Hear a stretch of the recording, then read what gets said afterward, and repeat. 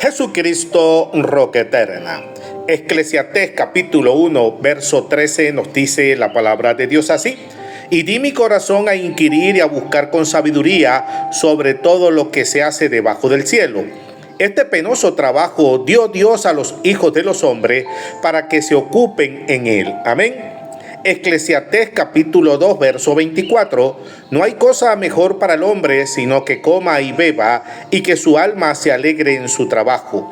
También he visto que esto es de la mano de Dios. Amén.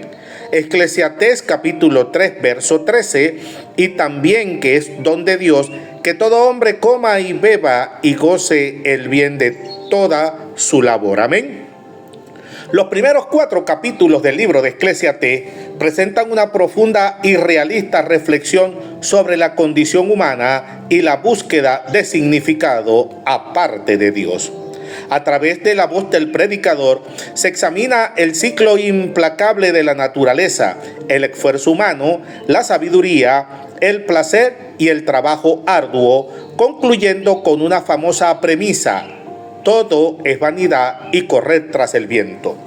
El texto sagrado expone cómo los logros terrenales y las riquezas no pueden saciar el vacío eterno del alma, señalando con honestidad las injusticias y la fragilidad de la vida bajo el sol. Amén. Alabado sea Dios. Capítulo 1. La vanidad de la existencia y el ciclo de la vida. Este capítulo introduce el marco filosófico del predicador, quien examina la experiencia humana bajo el sol y concluye que todos los esfuerzos y ocupaciones se reducen a la vanidad, un concepto de transitoriedad y futilidad. Amén. La declaración de tesis y el vacío existencial, versos del 1 al 3. El libro se presenta como las palabras del predicador, hijo de David y rey en Jerusalén. La tesis central se enuncia con contundencia. Dice el verso 2: vanidad de vanidades, dijo el predicador, vanidad de vanidades, todo es vanidad. Amén. El autor plantea la pregunta retórica sobre qué provecho obtiene el hombre de todo su duro trabajo y fatiga realizados bajo el sol, estableciendo el tono reflexivo sobre la rentabilidad de la existencia humana. Amén. La monotonía del orden natural, versos del 4 al 7. Se contrasta la fugacidad de la vida humana con la permanencia cíclica de la naturaleza. Las generaciones humanas van y vienen, pero la tierra permanece inmutable. El sol, el viento y los ríos se mueven en circuitos perpetuos y agotadores. Todo corre hacia los mismos puntos de partida sin lograr un cambio definitivo, reflejando un universo gobernado por la repetición constante. Amén. La limitación del conocimiento y la experiencia, versos del 8 al 11. Todas las cosas son más fatigosas de lo que las palabras pueden expresar. El ojo nunca se sacia de ver, ni el oído de oír, y se afirma que no hay nada nuevo bajo el sol. Aunque algo parezca novedoso, ya existió en los siglos pasados. Además, se destaca la amnesia histórica. No hay memoria de las cosas pasadas ni de las futuras entre quienes vendrán después, disolviendo el legado humano en el olvido. Amén. La frustración de la búsqueda humana, versos del 12 al 18. El predicador relata su propia investigación, aplicando la sabiduría para explorar todo lo que se hace debajo del cielo.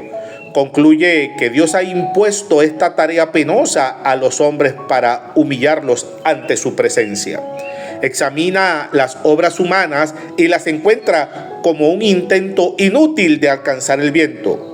El capítulo cierra con una paradoja: en la mucha sabiduría hay mucha molestia, y quien añade ciencia añade dolor. Amén. Alabado sea Dios. Capítulo 2. La búsqueda del placer y los límites de la sabiduría. Este capítulo profundiza en el experimento existencial del predicador, quien somete a prueba el hedonismo, las grandes empresas arquitectónicas y la acumulación de riquezas, descubriendo que ninguna de estas alternativas ofrece un sentido último a la vida. Amén. El fracaso del hedonismo y la risa, versos del 1 al 3. El predicador decide probar con el placer y la alegría, pero concluye que eso también es vanidad.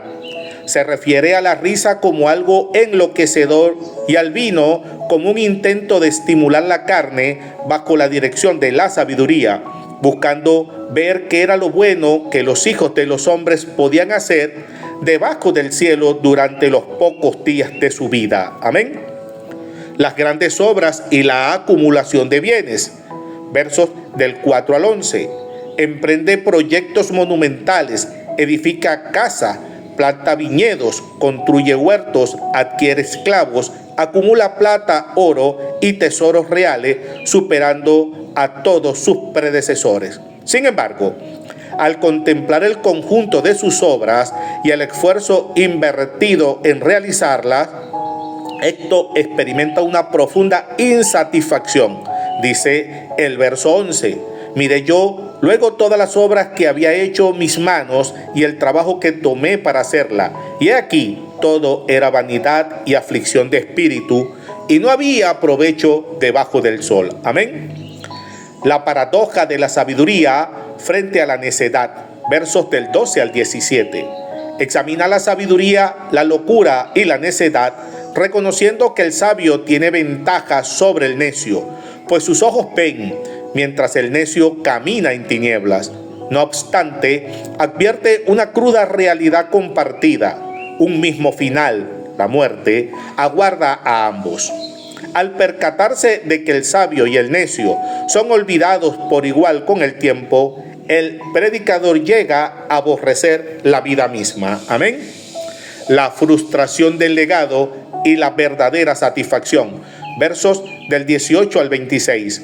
Cuestiona el destino de su trabajo, lamentando tener que dejar todas sus riquezas acumuladas a un sucesor de quien ignora si será sabio o necio, el cual terminará gobernando sobre el fruto de su fatiga. Ante esta aparente desesperanza, concluye que lo mejor para el ser humano es comer, beber y disfrutar del fruto de su trabajo, reconociendo que este bienestar proviene directamente de la mano de Dios, quien da sabiduría y gozo al hombre que le agrada. Amén. A su nombre gloria. Capítulo 3. El tiempo, el orden divino y la condición moral.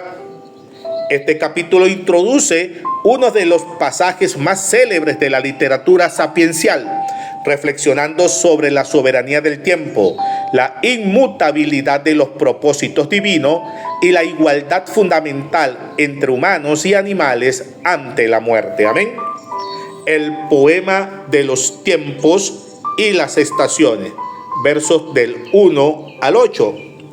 El predicador establece que todo tiene su tiempo y su hora debajo del cielo. A través de una serie de 14 pares antitéticos, como nacer y morir, plantar y arrancar, llorar y reír, se ilustra la alternancia ineludible de las experiencias humanas. El texto no promueve el fatalismo pasivo, sino el reconocimiento de que la existencia está compuesta por ritmos estacionales que escapan al control absoluto del ser humano. Amén. La soberanía divina y la eternidad en el corazón, versos del 9 al 15. Se plantea la pregunta sobre el provecho del trabajo humano, afirmando que Dios ha impuesto esta carga para que los hombres se afanen. Se destaca lo que Dios hizo desde el principio hasta el fin. Dice el verso 11: todo lo hizo hermoso en su tiempo y ha puesto eternidad en el corazón de ellos, sin que alcance el hombre a entender la obra que ha hecho Dios desde el principio hasta el fin. Amén.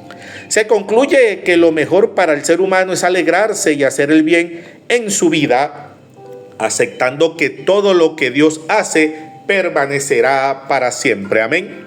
La injusticia humana y el juicio divino, versos 16 al 22. El autor sagrado observa que bajo el sol hay perversión e iniquidad en los lugares de juicio y justicia. Ante esto, reflexiona que Dios juzgará tanto al justo como al impío, pues hay un tiempo para cada propósito. Examina la condición de los hijos de los hombres y de las bestias, señalando que ambos comparten un mismo destino físico. Todos son polvos y vuelven al mismo lugar. El capítulo cierra reafirmando que no hay nada mejor para el hombre que alegrarse en su trabajo, ya que esa es su porción asignada. Amén. Alabado sea Dios. Capítulo 4. La opresión, la soledad y la dinámica del poder. Este capítulo examina las injusticias sociales de la época, los estragos de la sociedad o de la soledad, frente a la compañía y la fugacidad e insatisfacción intrínseca del poder político. La opresión social y el lamento de los vulnerables, versos del 1 al 3. Vuelve su atención hacia las opresiones que se cometen bajo el sol, observando las lágrimas de los oprimidos sin que nadie los consuele, ya que el poder está del lado de los opresores. Ante este panorama de crueldad sistemática, el autor sagrado llega a considerar más felices a los que ya han muerto e incluso a aquellos que aún no han nacido por no haber presenciado las maldades que se hacen debajo del sol. Amén. La rivalidad, el trabajo y el peligro de la inacción. Versos del 4 al 6. Se analiza el motor detrás del esfuerzo humano, la envidia del prójimo. Todo trabajo y destreza nacen frecuentemente de la rivalidad entre personas, lo cual también es vanidad y aflicción de espíritu. Se contrasta esto con la postura del necio que cruza los brazos y consume su propia carne. Ante ambos extremos, el autor sagrado pondera la moderación. Más vale un puño lleno con descanso que ambos puños llenos con trabajo y aflicción de espíritu. Amén. El valor estratégico de la compañía humana. Versos del 7 al 12. Expone la miseria del solitario, quien trabaja sin fin, acumula riquezas y se pregunta para quién se afana, negándose el disfrute de la vida. Se defiende la solidaridad mediante el principio: mejor son dos que uno, porque tienen mejor paga de su trabajo, porque si cayeren, el uno levantará a su compañero. Pero ay del solo, que cuando cayere, no habrá segundo que lo levante. Versos del 9 al 10. Pues obtiene mayor recompensa por su esfuerzo. Si uno cae, el otro lo levanta. Si hace frío, se calientan juntos. Se añade la famosa metáfora del cordón de 3 dobleces, verso 12, que no se rompe fácilmente, destacando la fortaleza de la familia en la comunidad. Amén. La fragilidad del poder político, versos 13 al 16. El capítulo concluye con una reflexión sobre la inestabilidad de la autoridad. Es preferible un joven pobre pero sabio que un rey viejo y necio que ya no acepta consejos. Aunque el joven salga de la cárcel para reinar o surja desde la pobreza, las multitudes que lo aclamarán eventualmente se mostrarán descontentas con su sucesor.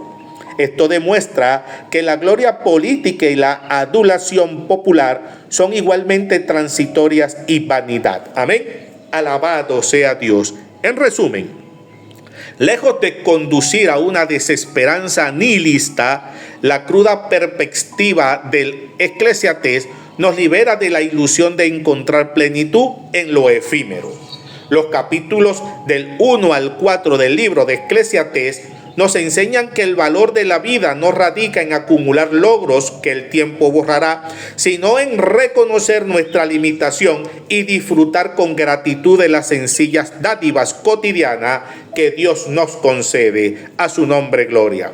Al despojarnos de la autosuficiencia, el libro nos prepara para entender que el verdadero propósito y descanso solo se encuentra al temer a Dios y depender de Él. A su nombre gloria. Amén. Oremos. Amado Padre Celestial, Señor y Creador nuestro, te damos gracias en este día porque reconocemos que todo bajo el sol es fugaz y pasajero. Te alabamos por los límites de nuestra propia sabiduría y por recordarnos que nada en este mundo puede saciar nuestro vacío eterno, solo tú lo puedes hacer. Gracias por el don de la vida, por el trabajo diario y por permitirnos disfrutar con sencillez del fruto de nuestro esfuerzo como un regalo de tus manos. Ayúdanos a vivir con sabiduría, abrazando la dependencia de ti por encima de cualquier afán diario. Te lo pedimos en el nombre de Jesús y en el nombre de Jesús te damos gracias. Amén. Dios te bendiga, Dios te guarde.